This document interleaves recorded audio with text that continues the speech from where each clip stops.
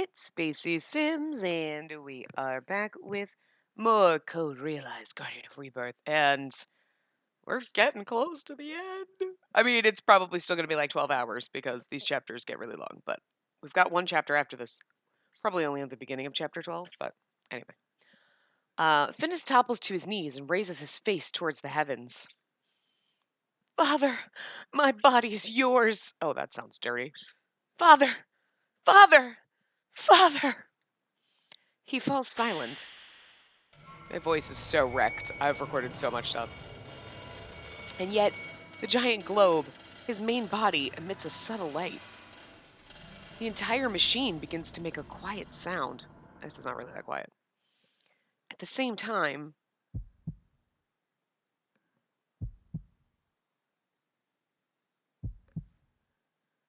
well, here we go. I'm assuming this is a Finnis CG. Finnis, who had been completely motionless, slowly rises to his feet. His eyes, like two clear glass beads, stare intently at me. He's so cold and silent. Who are you? Something has changed in him. I understand intuitively that this person standing in front of me is no longer Finnis. Who are you? My voice trembles. Oh, there it is. My dear daughter, it's been so long. I know he should actually have Finnis's voice, but I can't. It would get confusing, but the voice coming out of Finnis's mouth sounds like him, and yet it isn't. We'll see, how can we do... Well, because, like, Finnis was told, oh, sister, I'm so happy to see you. I truly am. But see, that's too Finnis-y. It's weird, it would get confusing, so... We're just gonna do the dad's voice coming out of Finnis. I can't. Yeah, I'm so happy to see you. I truly am. Sort of Finnis, sort of deeper? I don't know. He gently touches my cheek. Instantly, his hand begins to dissolve. The sound and smoke dissipate into the air around us. However, he doesn't even flinch. Even as his fingertips melt, he slides his hand over the horologium. Stop! It's a beautiful light. Thank you, Spacey. My long-cherished wish will finally come true. A little crazy, just like Finnis. Okay. His voice is unmistakably Finnis's, and yet every one of his words stirs memories that live deep inside me. Spacey, my beloved daughter. Got a mix of Finnis and hold on, my TV's a little too loud, volume-wise.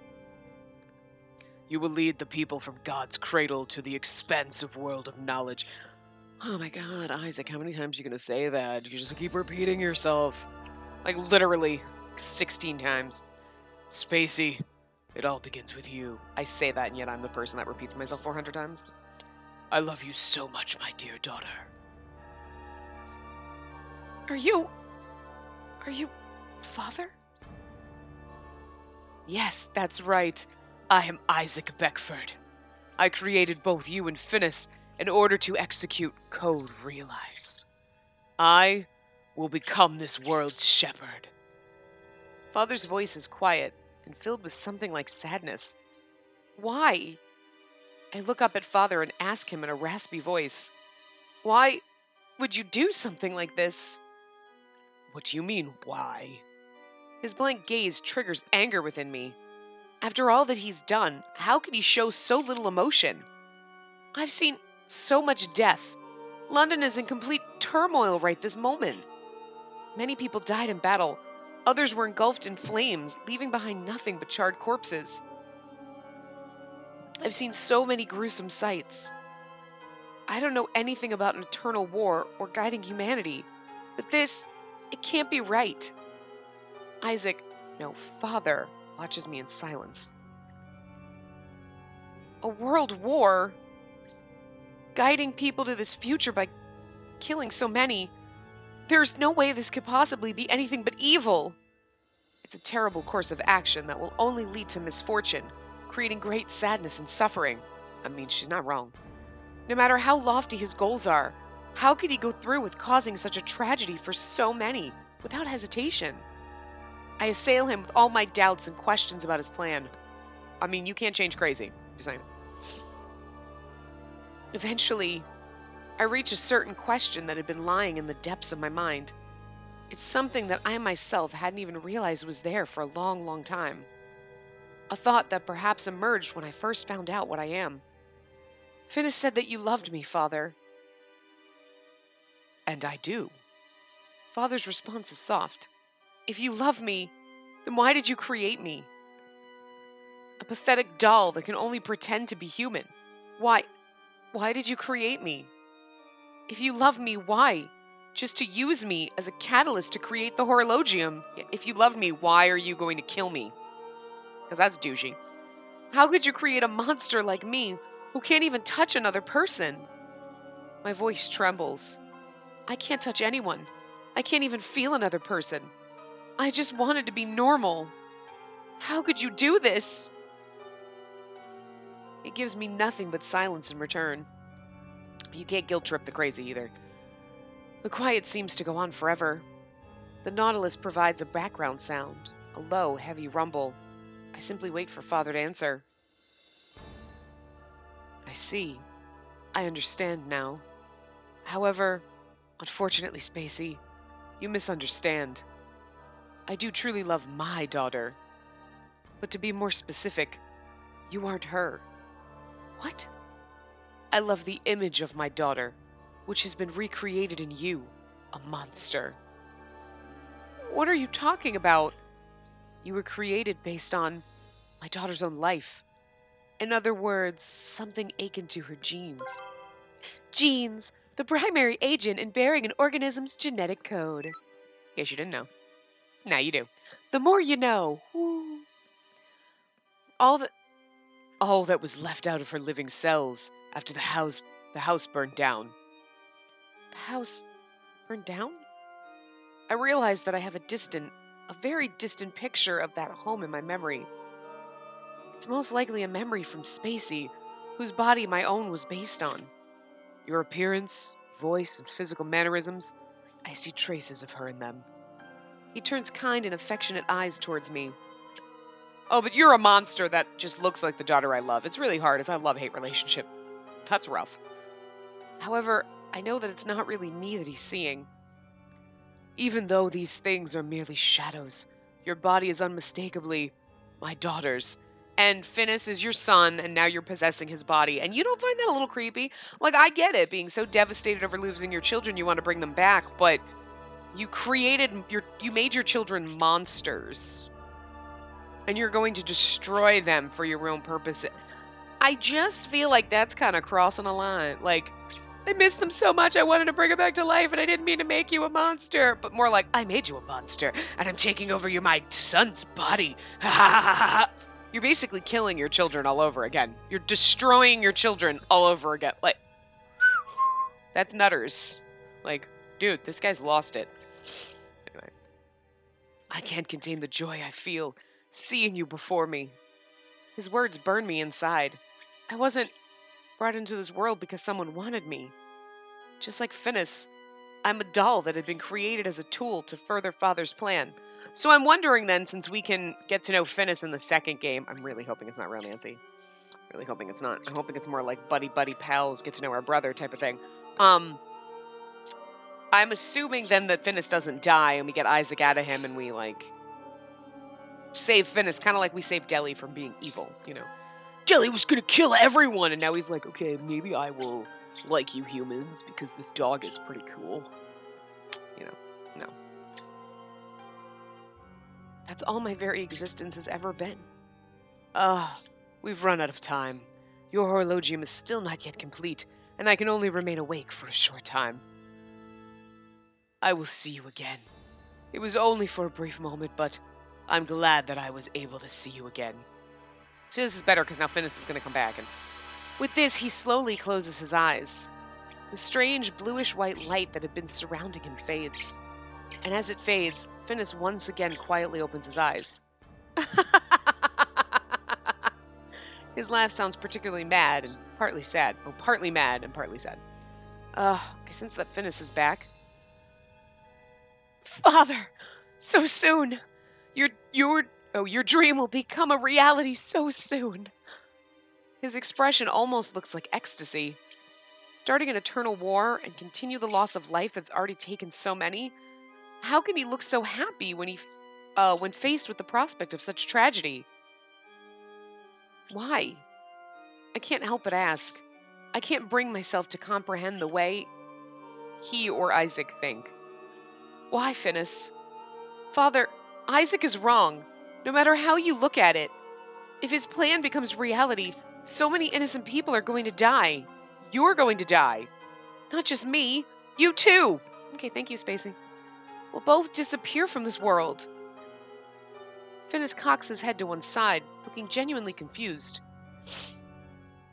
So what if we do? There's nothing about it that would trouble us. Once we accomplish this, Father will surely love us. Isn't that enough? No, he just admitted he will never love us. From my own perspective, I don't see why you... He starts to say something, then frowns. I can tell from where I sit that he's gradually becoming agitated. Ah, I see. You're taking his love for granted. You're a monster, and yet you think that someone would have the heart to love you. Even though that is impossible. He comes at me in a rage and forcefully grabs me by the hair with his left hand. Ow!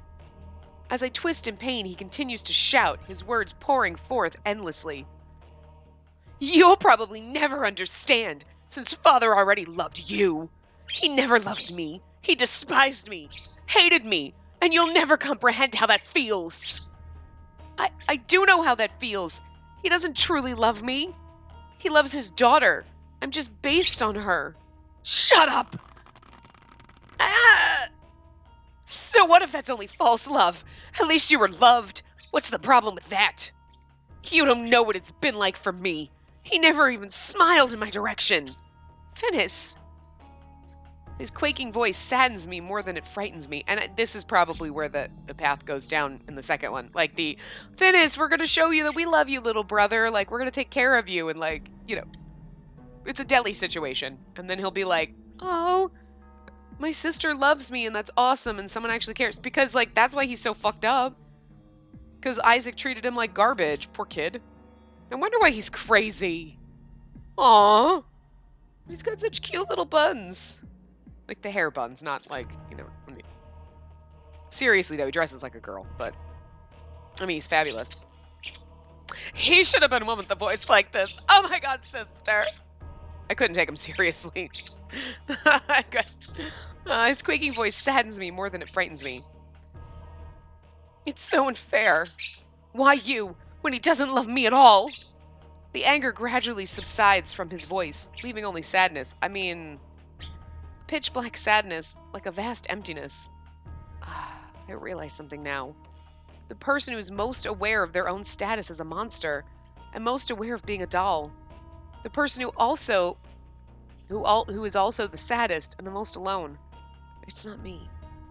The other half of Isaac's cursed children, who was created just as I was, but was never looked upon with love. It's Finis. Again, stop letting Tim, the art intern, type, man. They're so... I feel like they were doing this and all of a sudden it was like, shit, we're rushing our deadline. And then like, because there's just so many typos at the end of... Like, so many at the end of Lupin's route. Like, it's ridiculous. Like, I still love this game, don't get me wrong, but holy shit. Like, holy shit, there's a lot.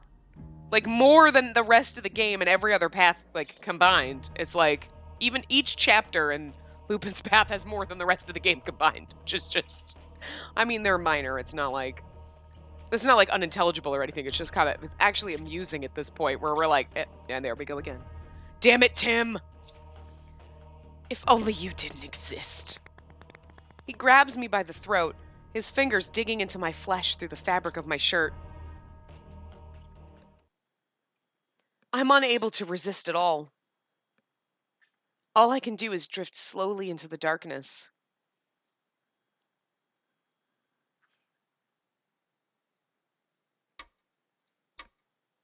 Ooh, new background. The silence is thick, making the ticking of the clock seem unnaturally loud. We're probably with Lupin, I'm guessing. Oh, well, this looks... Actually, no, this doesn't look like a new background. This looks like the warehouse that Impey and I broke into when we were trying to steal that thing. Kind of, right, from the Sky Pirates or whatever. We're currently all gathered in a deserted factory, which is being used as the base for the provisional government. Okay, so we're probably Lupin, but we're just going to read it normal until we... Oh, look, all of our friends! Let's see if I can do Lupin's voice, because my voice is particularly fucked up from recording so much this week. There we go. Myself, Van Helsing, Victor, Impey Saint Germain Delacroix II. Sholmes, Victor Delacroix II, Sholmes, Victoria and Lionheart. All of the government and military staff, the primary members who survived the earlier battle, have all gathered here. Let's go over the current state of affairs. Victoria's expression is stern as she says this. The mission to take back control of St. Paul's Cathedral was a success. We've put down most of the rebelling forces left in London, and those that remain won't pose a problem. And yet, we are still unable to return to the palace. That behemoth glaring down on all of us from the sky makes Buckingham Palace too big of a target to risk going back there. Would it be possible to use the turrets along the outer wall to shoot it down? One of the military men poses a question. It's too high in the air, and it's difficult to tell if firing on it will prove to have any effect at all. But how can such a large craft even stay aloft? It doesn't look like something a few gas bags can manage. We have an expert who can speak to that. Mr. Impey Barbicane. I knew when she said expert, I'm like, Impey. Because it's his thing. At Victoria's bidding, Impey stands up. He seems to have a much more serious look on his face than usual. Oh, I'm reading it in normal voice when I should be reading it in... I'm sorry. I'll try my best to remember to read this in Lupin's voice when people aren't speaking. The Nautilus flies due to the effects of a special device called the gravity alleviator. Impey goes on to provide a simple explanation of how it works. The gravity alleviator. The very thing Impey had been looking for. How ironic that this is how he finally finds it, after so much searching. Nobody on Earth is a bigger advocate for peace than Impey, and yet, the device he created is about to be used to start a war. He won't stand for this. Lupin finds this amusing. I find it quite amusing. According to Impey, we should sneak onto the Nautilus and disable the device. The most effective course of action would be to rid the Nautilus of its buoyancy and cause it to crash. Right into London, killing billions of people. Great, awesome. There's something I'd like to add regarding the Nautilus. Victor's the next to speak up. The poison gas weapon that the Nautilus deployed earlier, that gas is most likely Zicterium, which was a secret weapon used during the Vampire War. This really does actually, I love this right now, it ties all of the paths together. So like, Impey is going to get his gravity alleviator and fight from the, and that's brought up here. The Zicterium thing, Victor's whole internal struggle and battle trying to protect everyone from Zicterium totally pulls in here. Like, we already know that like, all the stuff with Idea factors in here. And the vampires really don't. But I'm really wondering, although for Van Helsing it was really more fighting Finis and Alistair, right? So Alistair really hasn't popped back up yet, and maybe he won't, but his whole battle of taking down... So I feel like almost Van Helsing's is almost kind of the only one. Well, I mean, Victor's is kind of just hatched in there a little bit. So with Impey. So, I mean, Van Helsing's is really like his battle with Finis and trying to take out Finis and prevent him from being, like, reborn. Which, actually, I'm pretty sure Saint Germain was the one who gave him a true death, huh? So, which is the machine. So, I mean, kind of like, they're all kind of, I like this. It's tied everything in a nice, big, gigantic bow of beautiful boys. A big bow of beautiful boys. Ah! Anyway. That gas is most likely Zicterium, which was a secret weapon used during the Vampire War. Those in attendance break out into a murmur. It was produced in large quantities during the war, but then disappeared. Perhaps Finis had been hiding it all along. Delacroix II, who had already been warned in advance of this by Victor, still frowns, clearly displeased. There is no... Oh, that's...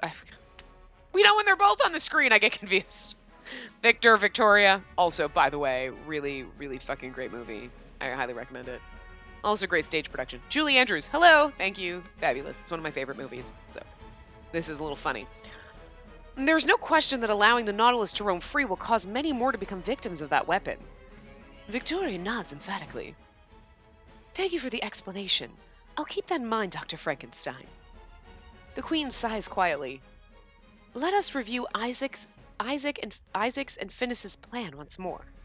Victoria turns her steely eyes to me. I stand up, thinking it appropriate that I be the one to explain this, since I was the one who confronted Phineas directly. All eyes are on me. Code realizes what Phineas said was the name of the plan that Isaac put together. It's a plot to start a war that will involve every nation in the world and will last for an eternity. Apparently, there will be an absolute power controlling the evils of society, leading humanity into this endless war. The goal of this constant war is to spur the advancement of civilization through the invention of better technology. This will eventually elevate human society to a level which is currently forbidden to all but God. That's what they're after. No matter how many times I hear it, it sounds like such an abstract, long-reaching, and ambiguous plan. I suppose the mind of a genius can never be truly understood. She sighs, then continues. It's really fucking hard to remember that I'm Lupin. I get so confused. However, we cannot allow Britain to be lost to some insane plot. Touche. Touche, yeah. Truth. What I really meant to say. Girl. Snaps for that. Victoria announces an all-out attack to be made in 5 days' time and orders all forces to be gathered to face the Nautilus. 5 days is not enough! We gon' die like in an hour. Everyone in the room has a dark look on their face. The heavy toll of the battle for St. Paul's Cathedral, that coupled with the appearance of the Nautilus and the damage done by the use of Zicterium, it's fair to say that everyone is worn out by recent events, and our outlook isn't too optimistic. I really like, though, that in the midst of, like, this fucking war, they're like, we got 5 days. You do not have 5 days. You'll be all dead. We dead. We dead if you're going to take 5 days. Like, literally, I'm going to be dead if it takes you 5 days. That goes even for my friends. And I myself probably have a dark expression on my face. My beautiful face. I'm frowning and it's giving me wrinkles. Once the situation meeting has been called to an end, the military and government personnel all leave to start their tasks. Victoria's urge to fight on to the bitter end is driving all of them. And as for me, I stay behind, alone in the abandoned factory, looking absent-mindedly at the filthy ceiling. How is she? Is she waiting for me in the belief that I'll come for her? I mean, are you not going to come for me? Oh my god! Break my heart. Or I click my tongue as an unwelcome image comes to mind. Spacey was taken away because of my failure. You had a 50-50 shot, and literally your chances of success are 50-50. I love you, Lupin, I really do, but I'm just saying, you gotta fail a lot. I know you'll redeem yourself and save me, it's cool, but what could she be going through, even now as I sit here? Hell. So 5 days isn't gonna cut it, buddy. Thinking this only makes me more anxious. That's why I'm going to save Spacey. Oh. I can't wait 5 days. Yeah, neither can I. Just saying. I return to Saint Germain's mansion and enter Impey's engineering studio. That's where I find what I'm looking for. The ornithopter. I give it a quick once-over. Always one to be prepared, Impey made sure it was ready for takeoff at any time. I hesitate. What are my chances of succeeding if I go alone? What are the chances that I'll even get close to the Nautilus? The logical part of me tells me not to do it. This isn't brave, it's reckless. Suicidal. My hands ball into fists, which made a crackling noise, which creeps me out a little bit. I can almost hear rain in the back of my mind. For some reason, the image of my teacher's beaten, lifeless body comes to mind. I didn't want It's not like I wanted to punish him for what he did. I didn't want things to end that way. I just wanted him to go back to how he was. For things to return to the way they used to be. Oh, it's like he's been failing since the beginning of the poor thing. This is what my intentions were, and this is what happened. Oh, poor Lupin. He's like half a fail. And yet... That's right. I made the wrong choice when it really mattered, and I lost someone I truly respected. I might as well have killed him myself. I don't ever want to go through that again. I'm not sure which one of them. It's either Impey or Van Helsing. That's my guess. I'm just gonna normal vote. Okay, and where do you think you're going with that? Ah! My first guess was literally Van Helsing. I was like, where do you think you're going with that? But then I was like, well, it's Impey's thing, so maybe it's Impey. I don't know. I hear a voice from behind me. I turn around to find Van Helsing leaning against the wall, watching me coldly. Yeah, you're not going to save her. I'm in love with you, Lupin. This is where the man-on-man action comes in. And Spacey's forgotten, there's an endless war, and all the boys are happily in love with each other. Wait a minute, how? Did I make a wrong decision somewhere? This is the bad path.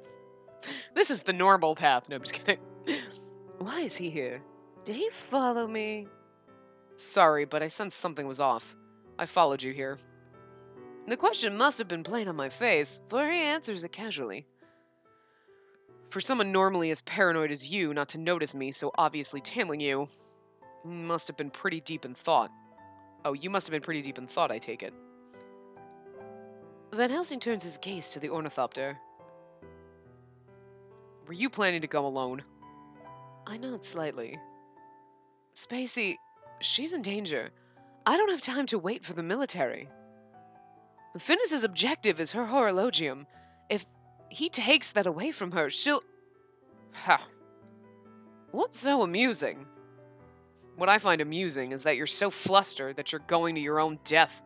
It's so unlike you, I had to laugh. I don't have any witty response to that, so I say nothing. You're nothing without your rationality. Think it through again. He's right. But I can't just give up. What's the rush? Don't thieves need the patience to wait for an opportunity to present itself before they strike? The woman I love is in danger. She could even be dead. How can I not be in a rush? I'm shouting despite myself. I see Spacey's face again when we spoke right before the battle at St. Paul's. She said that she became human. Her smile when she had said this is still burned into my heart. She was finally able to smile from the bottom of her heart. Her happiness is just beginning. I'll do anything to protect that smile. If I don't go, who will? Van Helsing just stares at me, and the empty silence compels me to keep talking. The British troops are exhausted from all the fighting they've been doing. Victoria gave them 5 days, but who knows how long it may take to put together a force that could fight that behemoth. Also, we don't have 5 days, literally. I mean, nobody does. Because the horologium is being processed, and it's not going to process in 5 days. I mean, I guarantee you it's... Well, maybe. It didn't actually... Finis started the process, and it took a while when we were in Victor's path. But I'm just saying it's probably going to go faster in this, so we probably don't have 5 days. There's no time to waste. I'd rather die than lose her. Don't try to stop me, Van Helsing. Stop you? Who said anything about stopping you? I'm saying you'll need as much manpower as possible to go up against that monster. For a moment, I don't grasp his meaning, and I frown. But the manpower he speaks of... Are you saying... Van Helsing smiles just a bit. I love it when he smiles like that. This is the man romance I ship so hard. I just want both of them. Me, Lupin, and Van Helsing. Ah! Just don't fall in love with each other, but just be buddy-buddy friends so that it's okay that we all snuggle together. Spacey shouldn't play these games that make me wildly inappropriate. Anyway, I'm just not a fan of those arrogant fools up there. Take me with you. We'll bring down that thing before they even know it. I'm coming too, obviously. I've been searching for that thing all this time, and I aim to keep a promise I made.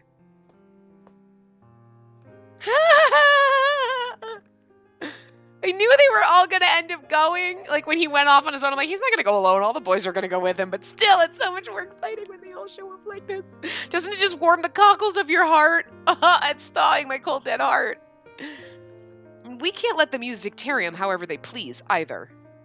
My eyes grow wide as I see Impey and Victor appear. You guys, how? You looked like you had a lot weighing on you with the meeting, and Impey and I figured that you'd be here. Impey shrugs to confirm Victor's reasoning. So that pretty much read my mind. Oh, they pretty much read my mind. Okay. I'm thankful for my friends, but at the same time, I feel a bit pathetic. Also, I feel a bit angry because where the hell is Saint Germain? What an asshole. He's gonna show up. So, we have ourselves a little strike force here. But how are we going to get onto the Nautilus? There's no way that we'd all fit on the ornithopter. As we're discussing this.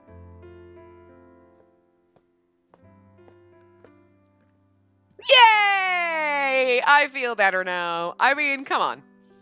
Well, so you've gone ahead and started the discussion without me. Don't you all think that's a little cold? Looks like the gang's all here. Saint Germain smiles elegantly, as usual, then looks straight at me. I have a suggestion. Most likely it is the one way that we can save her. We notice two figures behind Saint Germain. Oh my god! He did not bring Omnibus and Guinevere. Bitch! Woo! Everybody loves me. Yeah!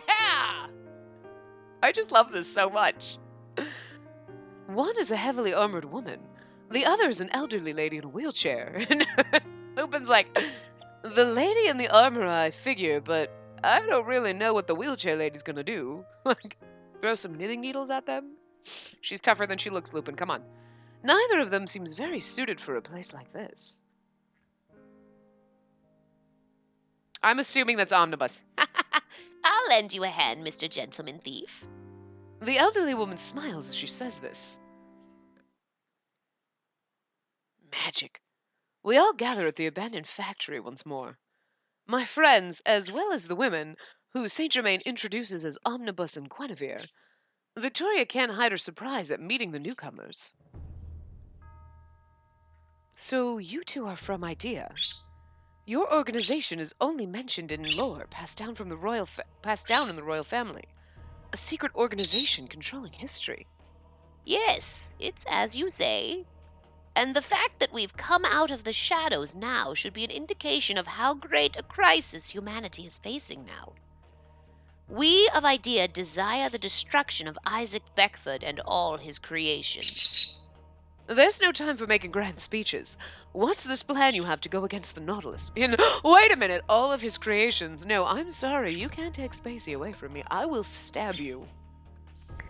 I'll kill you. I love it when he says shit like that. The destruction of all his creations. That's a little unsettling, but I'd like to hear them out before dealing with that.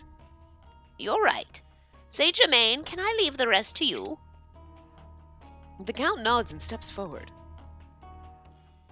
Spacey, she is now in the hands of Finis. Unfortunately, we cannot wait 5 days. Isaac's pawns are all on the board. If we give him that much time, it'll be too late.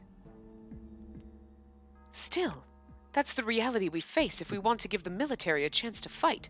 What does Idea want me to do? That was so not her voice, but whatever. Please, gather as much of your forces as you can by tomorrow night. Tomorrow? That's impossible. We won't be able to put up a resistance with whatever we're able to put together that quickly. You will, if Idea cooperates. Idea's apostles will cast a spell to create an enormous magical barrier that can protect you all. That should protect your airships from attack by the Nautilus. Magic? Ridiculous. Magic does sound ridiculous, doesn't it? And yet it exists.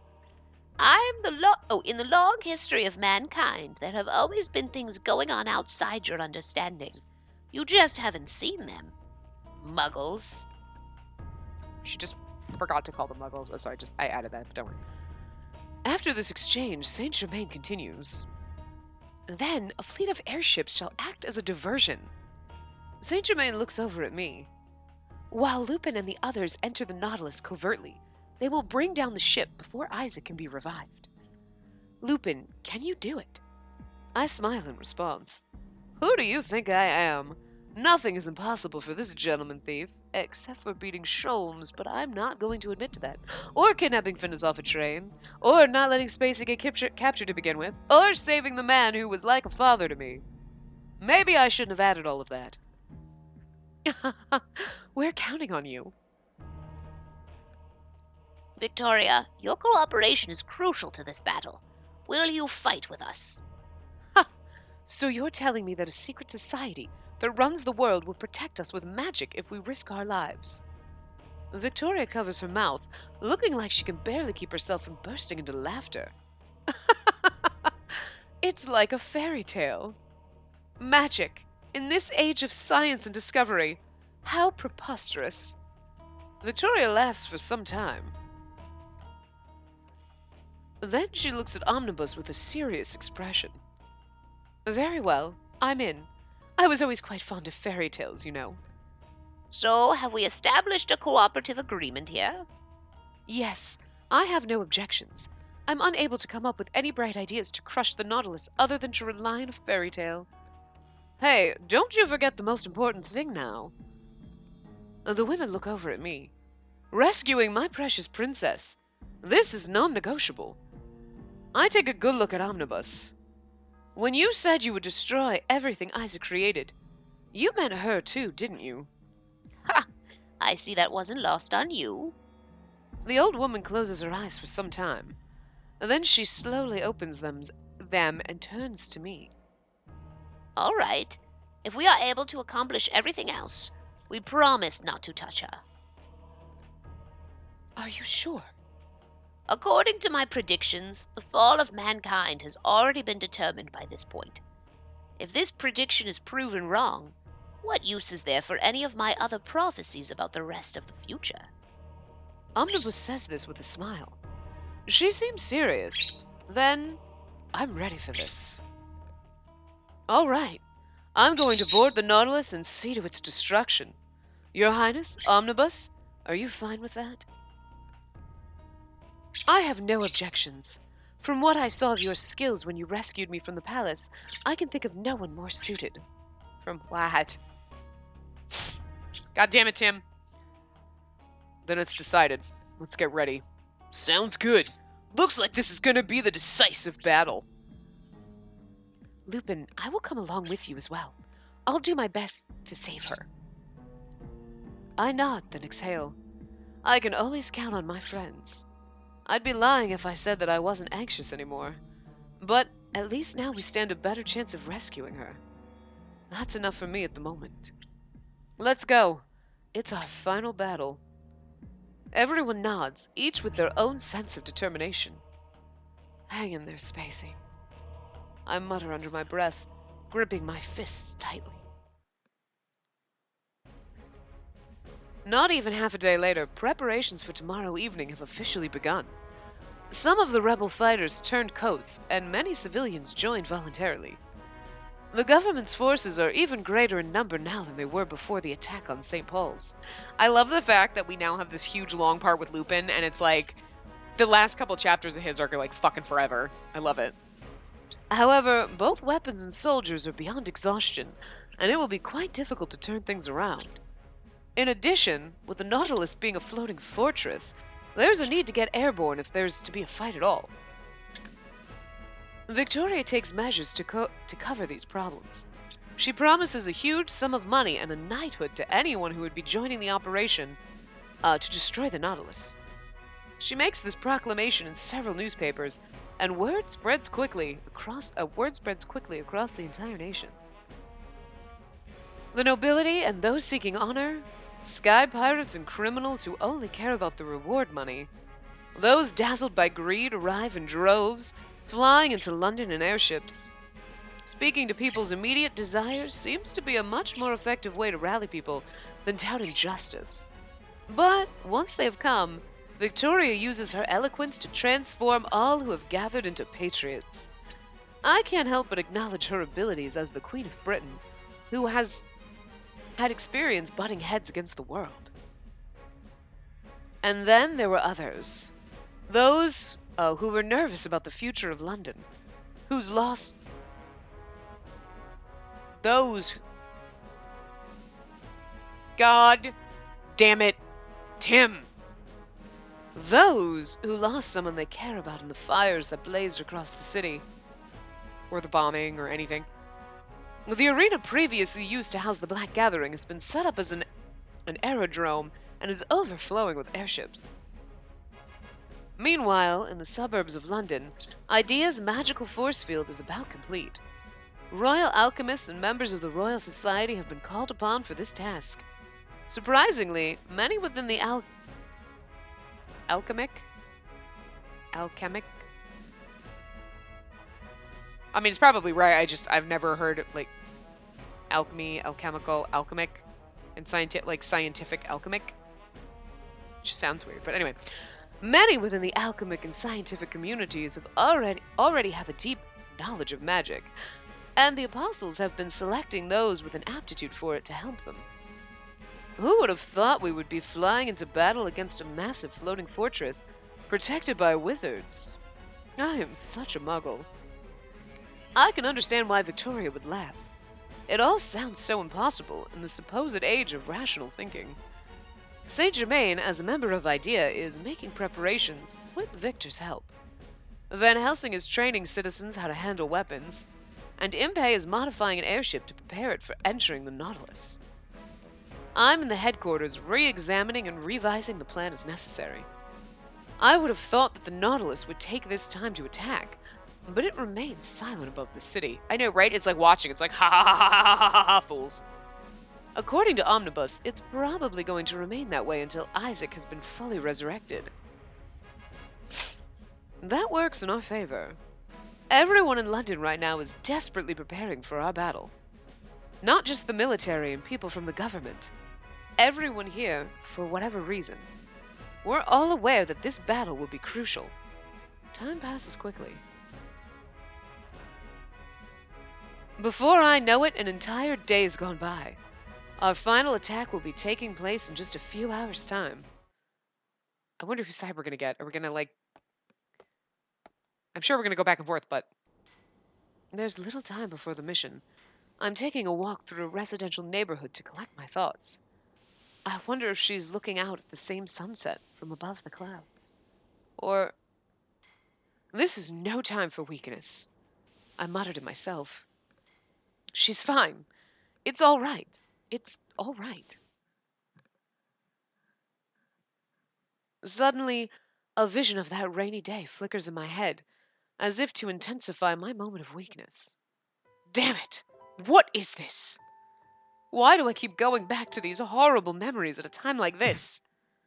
I slam my fist against a wall, trying to drive the memory out of me. Oh, our delicate little Lupin is like getting angry. Oh, and hurty. You seem upset. I didn't notice Van Helsing behind me until just now. I never see him coming, as usual. What? You're supposed to be training people how to fight, aren't you? Do you have time to follow me around? I'm risking my life to carry out your decision. Makes me a bit uneasy to see you like this. Don't worry. Who do you think I am? I'm the one and only Arsène Lupin. You're doing a bad job of hiding your inner conflict. It's unlike you. He cuts me off. I know. I know I'm not at the top of my game like I usually am. I've stolen anything and everything. I'm the one and only Arsène Lupin. I've never flinched, no matter how rare and expensive the prize I've stolen. I've filched secrets that would ruin nations. I've always had nothing but absolute confidence in my abilities and judgment. But look at me now. I'm scared at a time that is so important to be clear-headed. It's so pitiful. What is there to feel pitiful about? His words are so straightforward. It seems so different from his usual circumspect demeanor that I can't help but stare at him wide-eyed. I suppose that girl is more important to you than any expensive gem or information that could ruin a nation. Isn't that what this comes down to? To me, she is... To be honest, I'm confused myself. I don't know what to do. When I was a boy, I was desperate to survive. When I was in training, I was desperate to learn how to be a thief. When I was betrayed, I was desperate to carry out my own version of justice. I've always been desperate for something. I won't say that I've never been in love. I won't say that I've never been in love. What? What? Lupin! Man whore. You know, everybody else, nobody else admitted that they'd loved other people before me. Jesus. I remember Spacey's smile. Her face when she happily told me that she knew she was a real person. But she and I are probably similar in that. Neither one of us was ever fully human. Oh? You weren't a human up until now? How very bizarre. You understand what I mean. I'm a little surprised. No, I don't have a clue what you're going on about. I'm just trying to keep the conversation going. Well, that ruined the moment. Hey, Van Helsing, do you think she's all right? How should I know? If you want an answer to that, search within yourself. I try to do as he suggests. Surprisingly, I do find the answer. Of course she's fine. Don't you dare try to tell me otherwise. I agree. I laugh along with him. What? When we first met, I never thought the day would come when you'd be consoling me. I didn't come here to make you feel better. True, I have started to feel that it's not so bad to have comrades. I smile and nod to him. Oh, they're besties! Oh, this is like how Van Helsing tells you he's your best friend. I love it. Guys, this bromance is so much cuter than the rest of the game. I want like a CG of them like bro hugging. Is that like weird? Or like just Van Helsing like patting him on the shoulder. That's totally like a Van Helsing hug. Just a pat on the shoulder, like pat on the shoulder. I want that so bad. Sweet Jesus game, please give this to me. That wouldn't be in the Lupin CGs. That would be the bonus CGs. I just need this in my life. Like, I can imagine it. I've got it. I imagine it. Like, I smile and nod to him. There's still some time before nightfall. Let's rest until it's showtime. I needed that bro hug, man. I start walking and Van Helsing follows behind. I love this. For no particular reason, I begin to wonder what Van Helsing thinks about Spacey.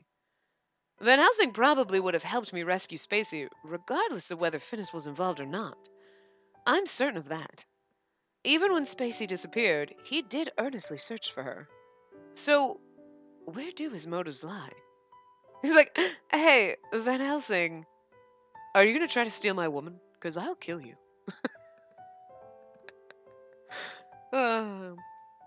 What is it now? Nothing. Never mind. I ended up not asking. It's probably pointless to ask. He loves us too. They all love us. Look at how... I mean, we've had this background before, but I feel like the tents off on the right are like so much brighter. Maybe it's because it was daytime, so they didn't seem as like luminous as they are right now, but I like this. It's cool. That night, armed airships gather around the landing pad where everyone is preparing for the operation to begin. There are a great many people here, and each one has his or her own reason to fight. A siren goes off to signify the start of the mission, and that freaked out my bird. He's like, the fuck? Those who weren't going to board airships had been busy with preparations, but they stopped to watch. They stopped to watch the ships lift off. Fucking A, Tim! They stopped to watch the ships lift off. You brave men who are about to depart for the battle, can you hear me?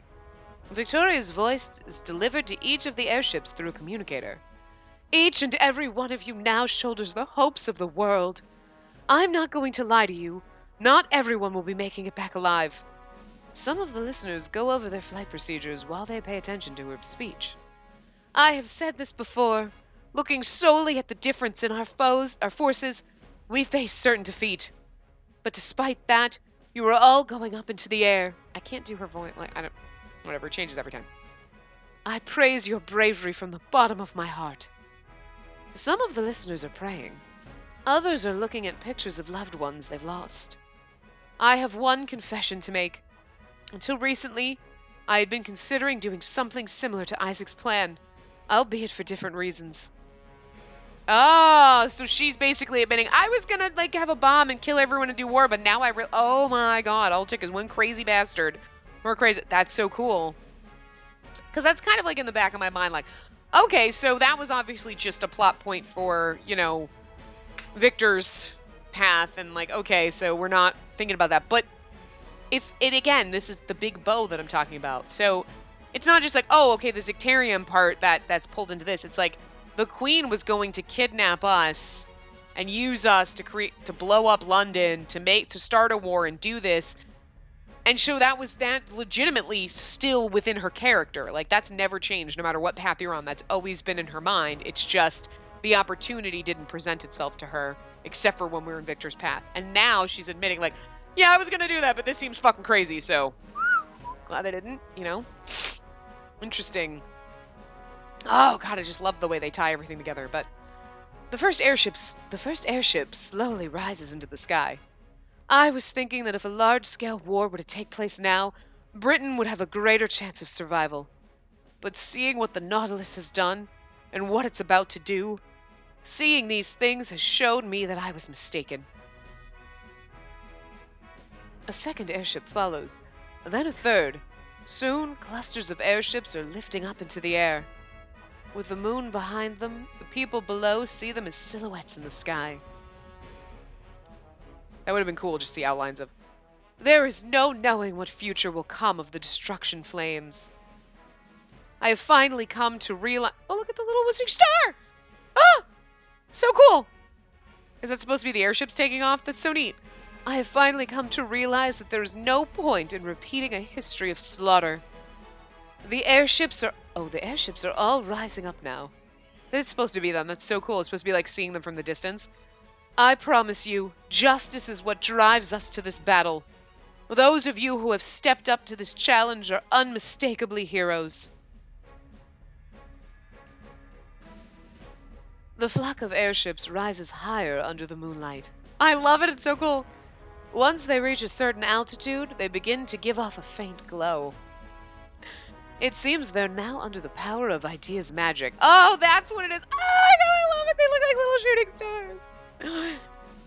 They almost look like a new galaxy of stars. It's like Lupin just knows what I'm thinking. One of the people on the ground murmurs that it's a beautiful sight. Please bring us a victory. This is far too quiet to be the start of a battle that's about to decide the fate of the world. We cannot allow an eternal war to exist.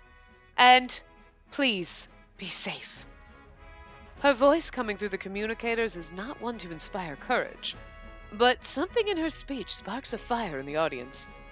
It is, in fact, an appropriate start to a battle that will decide the world's future.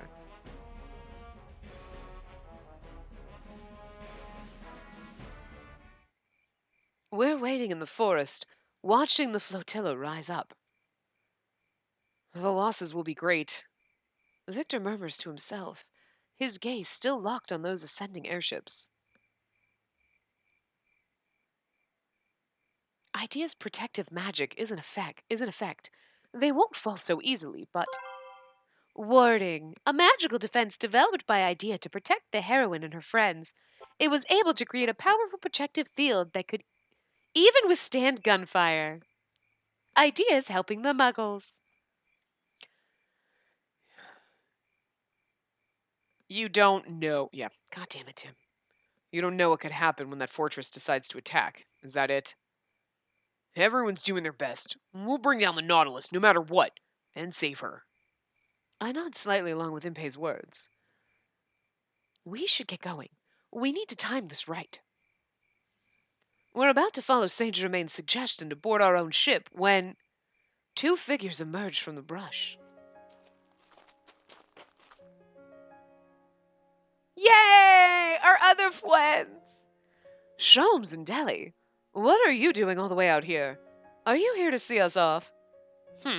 We're not saying goodbye. It's the opposite of that, actually. I have my own business with the Nautilus as well.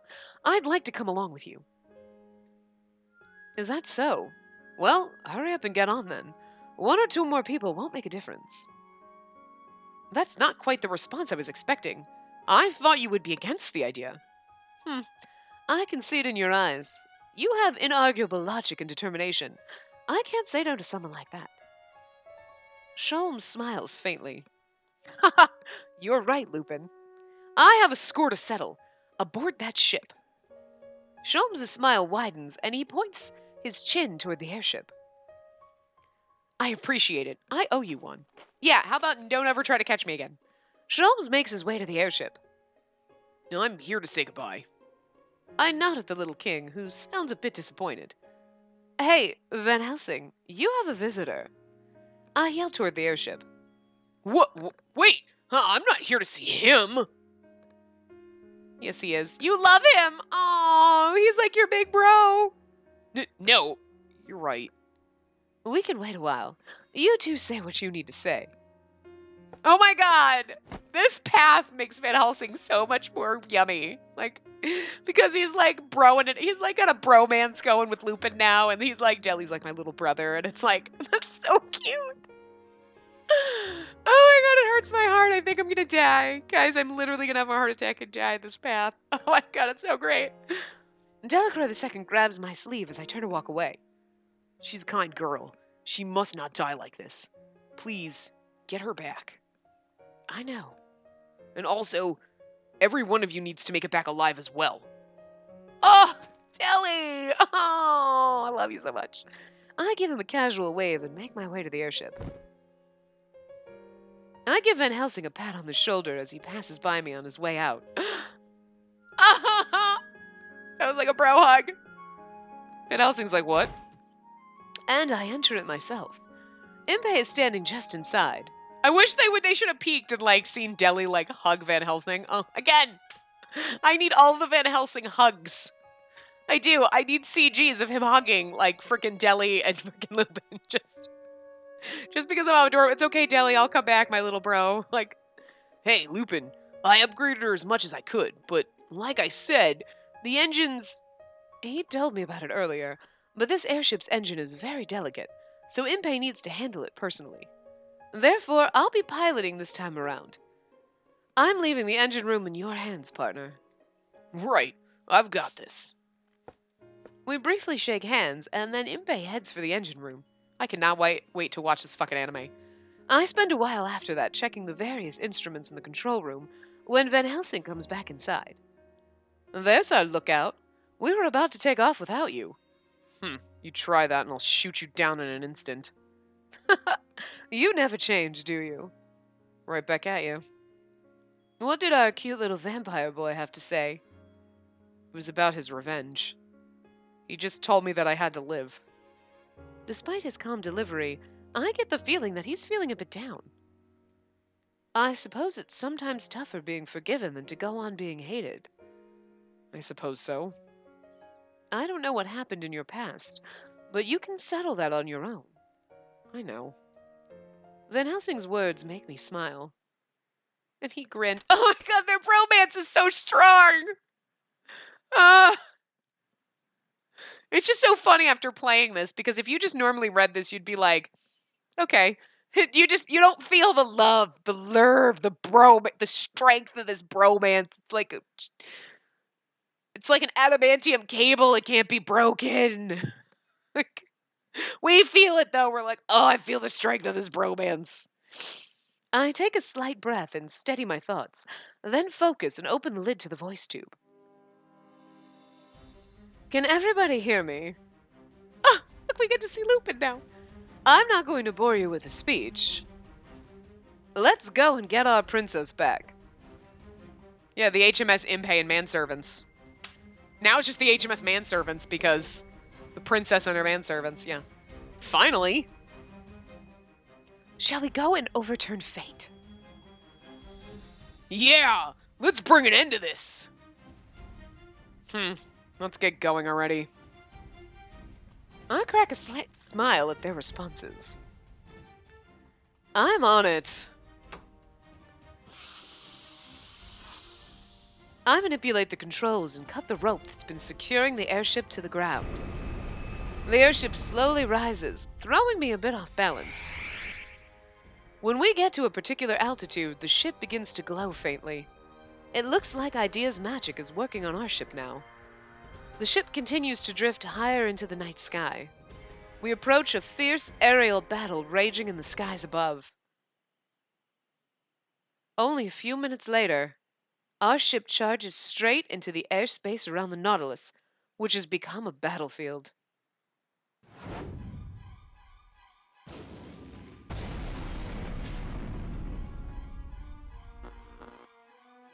This is the perfect place to end it! So I'm going to wrap this part up here, and we'll get into the battle, woo, when we come back in the next part. So I love this part so much. I really do, because I just love the bromance between Van Helsing and Lupin. I just can't help it. And then, like, Deli, like, you know goddamn well Deli fucking loves Van Helsing like a big brother. It's just too fucking cute, guys. I gotta take a break because I'm gonna have a heart attack. But anyway, I will see you guys next time. Remember to give the video a big thumbs up and subscribe to see more.